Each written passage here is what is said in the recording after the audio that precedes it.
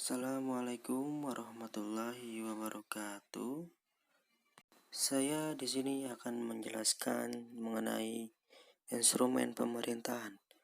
Instrumen pemerintahan yang dimaksud dalam hal ini adalah alat-alat atau sarana-sarana yang digunakan oleh pemerintah dalam melaksanakan tugasnya. Instrumen pemerintah merupakan bagian dari instrumen penyelenggaraan negara secara umum. Dalam melaksanakan tugas penyelenggaraan negara, masing-masing organ negara tersebut diberikan kewenangan untuk mengeluarkan instrumen hukumnya. Nah, organ dari ketiga itu yaitu pertama ada eksekutif, yang kedua ada legislatif, yang ketiga ada yudikatif. Pemerintah sebagai salah satu organ negara diberikan tugas untuk mengurus berbagai segi kehidupan masyarakat. Untuk itulah pemerintah diberikan kewenangan untuk melakukan perbuatan administrasi negara melalui instrumen hukum yang ada. Di dalam instrumen pemerintahan ada instrumen yuridis atau publik. Instrumen yuridis atau publik ini berfungsi untuk mengatur dan menjalankan urusan pemerintahan dan kemasyarakatannya. Yang terdapat dalam instrumen yuridis atau publik ini yang pertama ada peraturan perundang-undangan.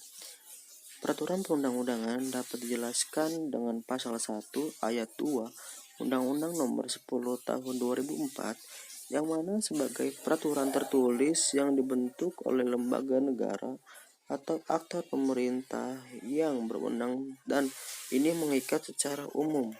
Jika peraturan perundangan secara hierarkis itu ada tingkatan-tingkatannya. Tingkatan yang paling tertinggi itu ada Undang-Undang Dasar Republik Indonesia tahun 1945. Tingkatan berikutnya ada ketetapan MPR, undang-undang atau peraturan pemerintah pengganti undang-undang, peraturan pemerintah, peraturan presiden, yang terakhir peraturan daerah yang meliputi provinsi, kota atau kabupaten, dan desa. Adapun ciri-ciri dari peraturan perundang-undangan, yang pertama bersifat umum dan komprehensif, yang kedua bersifat universal, yang ketiga memiliki kekuatan untuk mengoreksi dan memperbaiki dirinya sendiri. Yang kedua, di dalam instrumen yuridis ada ketetapan atau keputusan pemerintahan. Adalah tindakan hukum yang dilakukan hanya sepihak atau bersegi satu yang mana dilakukan oleh organ atau badan pemerintah berdasarkan pada wewenang yang telah ada. Dalam ketetapan atau keputusan pemerintah yang mana terdapat unsur-unsurnya. Unsur yang pertama ada pernyataan kehendak sepihak secara tertulis.